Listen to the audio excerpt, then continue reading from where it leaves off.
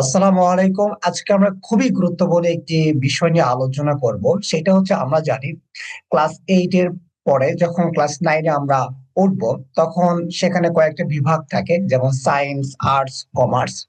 সেই জায়গা থেকে একটা বিভাগ আমাদের চুজ করতে হয়। তো তোমরা যারা সায়েন্স নাও তাদের ক্ষেত্রে আবার সায়েন্সের ক্ষেত্রে একটা সাবজেক্ট আমরা অপশনাল হিসাবে নিতে পারি। সেখানে আমরা যে কোনো কয়েকটা সাবজেক্ট থাকে, যেমন উচ্চতর গণিত, কৃষি বা আদার্স যে সাবজেক্ট গুলো এভেলেবল থাকে, সেখান থেকে যে কোনো একটা সাবজেক্ট নেওয়া যায়। তো অনেকে সায়েন্স নেওয়ার পরে এই জায়গাতে কনফিউজ থাকে যে আমি কোন সাবজেক্টটা নিব, এবং উচ্চতর গণিতকে অনেকে কঠিন মনে করে, যার জন্য সেটা বাদ দিয়ে অন্য সাবজেক্ট, কৃষি বা আদার্স যে সাবজেক্ট গুলো আছে সেগুলো নিয়ে থাকে। তো আজকে আলোচ্য বিষয় এইটাই যে আমরা সায়েন্স নেওয়ার পরে এই উচ্চতর গণিত না নেওয়াটা কতটা যৌক্তিক। এই বিষয় নিয়ে আমি আমার বিগত 10 বছর ধরে ম্যাথ পড়ানোর যে এক্সপিরিয়েন্স আছে তার আলোকে তোমাদের সামনে আলোচনা করব। তো এই ভিডিওটি প্রথম থেকে শেষ পর্যন্ত তুমি দেখলে তুমি নিজে বুঝতে পারবা যে অ্যাকচুয়ালি কি করা উচিত। তো আমরা জানি আমাদের সায়েন্সের ক্ষেত্রে বা আর্টস এর ক্ষেত্রে আমাদের একটা গণিত সাবজেক্ট আছে যেটা সবাইকে পড়তে হয়। তো আমরা যারা সায়েন্স নিচ্ছি তারাও এই সাবজেক্টটা পড়বো।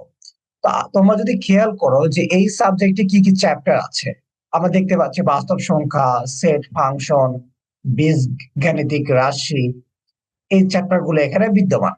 আর সূচক, লগারিদম, এক চলক বিশিষ্ট সমীকরণ, রেখা, কোণ, ত্রিভুজ, এরকম ত্রিকোণমিতি, তারপর হচ্ছে সসীম ধারা, পরিমিতি, জ্যামিতির পাঠগুলো আছে।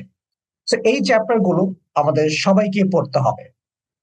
এখন তুমি যদি উচ্চতর গণিত সাবজেক্টের দিকে খেয়াল করো, তাহলে তুমি দেখতে পাবা যে এখানে যে চ্যাপ্টার গুলো তুমি পড়তেছো ওই চ্যাপ্টার গুলো এখানে হুবহু থাকতেছে। যেমন এখানে সেট ফাংশন আছে, দেখো 1 নম্বর চ্যাপ্টার, এটাও সেট ফাংশন।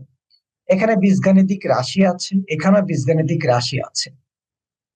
এখানে সূচক লগারিদম আছে, এখানেও সূচকীয় এবং লগারিদমীয় ফাংশন বিদ্যমান। এখানে ত্রিকোণমিতি আছে, এখানেও ত্রিকোণমিতি আছে।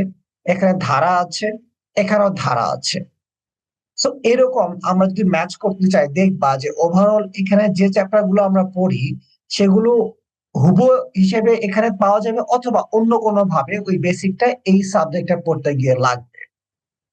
তাহলে এখানে পয়েন্ট নাম্বার ওয়ান, সেটা হচ্ছে আমরা সাধারণ গণিতে যে চ্যাপ্টার গুলো পড়তেছি সেগুলো ডিরেক্ট আমরা এখানে পাচ্ছি।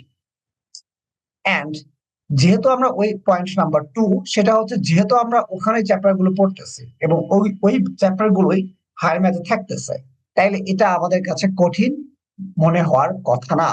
হ্যাঁ, একটু অ্যাডভান্স লেভেলের বিষয়গুলো অবশ্যই এখানে আলোচনা করা হয়, বাট কঠিন যে হবে এটা হবে না, কেননা আমরা বিষয়টা ওখানে পড়ে আসতেছি।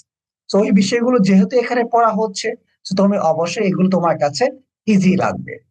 যদি তারপরও তোমার কাছে কঠিন মনে হয়, তাহলে আমি বলবো যে তোমার এই ম্যাথ বা ম্যাথমেটিক্স যে প্রপার যে ওয়েতে পড়ার দরকার, তুমি হয়তো সেই প্রপার ওয়েতে পড়তে পারতেছো না বা পড়তেছো না। তো কিভাবে প্রপার ওয়েতে ম্যাথমেটিক্স পড়তে হয় এই বিষয়টা নিয়ে আমরা আজকের ভিডিওর লাস্টের দিকে কথা বলবো। আচ্ছা, তার মানে এখান থেকে আমরা দুইটা পয়েন্ট আইডেন্টিফাই করতে পারলাম যে আমরা সাধারণ গণিতে যে চ্যাপ্টার গুলো পড়ি সেগুলো এখানে থাকে, এবং সেই অনুযায়ী এটা আমাদের কাছে ইজি বা সহজে মনে হবে। এবার চলো দেখি, আমরা আমরা জানি এসএসসির পরে আমরা যখন ইন্টারমিডিয়েটে যাই তখন আমাদের সায়েন্স নিয়ে পড়লে সেখানে কি হায়ার ম্যাথ থাকে না? হ্যাঁ, অবশ্যই থাকে। সেখানে শুধু থাকে না এমন না, সেখানে higher math first paper, second paper, দুইটা পেপার থাকে। তাহলে বুঝতে পারতেছো যে ওই জায়গাতে দুইটা পেপার হায়ার ম্যাথের পাওয়া যাবে। এবার চলো আমরা একটু ওই ফার্স্ট পেপার, সেকেন্ড পেপার যেটা আছে ওই চ্যাপ্টার গুলো দেখি যে ওখানে কোন চ্যাপ্টার গুলো আমাদের পড়তে হয়। তো চলো আমরা দেখলে ব্যাপারটা বুঝতে পারবো। তো তোমরা এখানে খেয়াল করে দেখবা যে এই হায়ার ম্যাথ ফার্স্ট পেপার অর্থাৎ এবং উচ্চতর গণিত ফার্স্ট পেপার এবং সেকেন্ড পেপার ইন্টারমিডিয়েটে যেটা আছে, এখানে আমরা আমাদের ক্লাস 9-10 এর উচ্চতর গণিতের যে চ্যাপ্টার গুলো আমরা পড়বো সেগুলো হুবহু আমরা এখানে পাবো। যেমন আমরা সেট ফাংশন পড়বো, সেটা ফার্স্ট পেপার অষ্টম চ্যাপ্টার দেখবো, এখানে সেট ফাংশন আমরা পাচ্ছি। আমরা এখানে বীজগাণিতিক রাশি পড়তেছি, এখানে আমরা বীজগণিত পাবো। এখানে এই যে আমরা ধারা অসমতা পড়তেছি, সেটা এখানে বাস্তব সংখ্যা অসমতা আকারে আমরা পাচ্ছি। এখানে আমরা দ্বিপদী বিস্তৃতি পাচ্ছি, সেটা এখানে হুবহু আমরা সেকেন্ড পেপারে পাচ্ছি। তো এরকম স্থানাঙ্ক জ্যামিতি এই চ্যাপ্টারটার সবকিছু আমরা এই যে তৃতীয় চ্যাপ্টার সরল রেখা, এই সরল রেখা চ্যাপ্টারে আমরা এটা পাবো। সো এই ব্যাপারগুলো হুবহু আমরা এই ইন্টারমিডিয়েটে গিয়ে পড়বো। সো অ্যাকচুয়ালি বলতে গেলে এই হায়ার ম্যাথ যে উচ্চতর গণিত, এটা হচ্ছে ইন্টারমিডিয়েটের ম্যাথমেটিক্স এর বেসিক। সো এটা যদি আমরা প্রপার ওয়েতে পড়ে আসতে পারি, তাইলে আমাদের কাছে ইন্টারমিডিয়েটের ম্যাথমেটিক্স অনেকটা ইজিয়ার হবে এবং সহজ মনে হবে।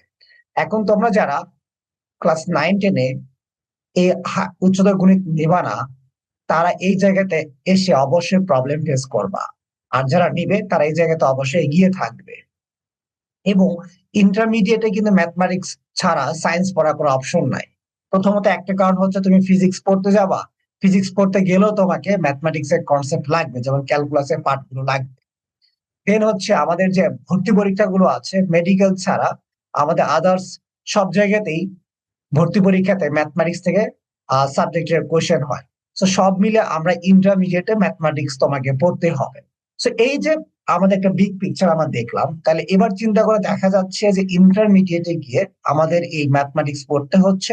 এবং শুধু পড়তে হচ্ছে না, আমাদের ফার্স্ট পেপার সেকেন্ড পেপার দুইটা আলাদা পেপার আছে। এবং আমরা উচ্চতর গণিতে যা পড়ি সেই বিষয়গুলো হুবহু এখানে আমরা চ্যাপ্টার ওয়াইজ পাচ্ছি, অথবা চ্যাপ্টারের ভিতরে আমাদের বেসিক আকারে সেটা আমরা পাবো। সেই আলোচনা থেকে আই থিঙ্ক তুমি এটা বুঝতে পারছো যে অ্যাকচুয়ালি কি করা উচিত। তারপরও আমি তোমাদের জন্য সহজ করে বলে দিচ্ছি, সেটা হচ্ছে যাদের স্বপ্ন এরকম যে তোমরা সায়েন্স নিয়েই পড়তে চাও, ইন্টারমিডিয়েটে আবার সায়েন্স নিয়ে পড়বা এবং ইন ফিউচার তোমাদের সায়েন্স নিয়ে স্বপ্ন ড্রিম আছে, তাদের অবশ্যই উচ্চতর গণিত নিতে হবে।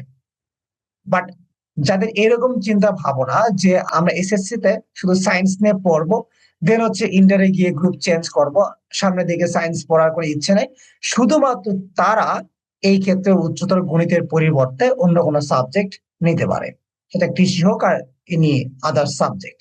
তো তোমরা যারা সায়েন্স প্লাস উচ্চতর গণিত দুটাই নিচ্ছ, তারা কমেন্টে জানাও তোমরা সায়েন্স প্লাস হায়ার ম্যাথ লিখতে পারো।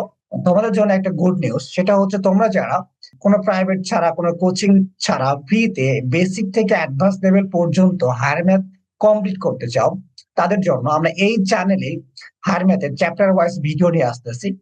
সো তোমরা কমেন্টে অবশ্যই জানাও যে কোন চ্যাপ্টার ভিডিওটা নিয়ে আসলে তোমাদের জন্য বেশি সুবিধা হয় এবং তোমরা কোন চ্যাপ্টারে লেকচার আগে যাচ্ছ।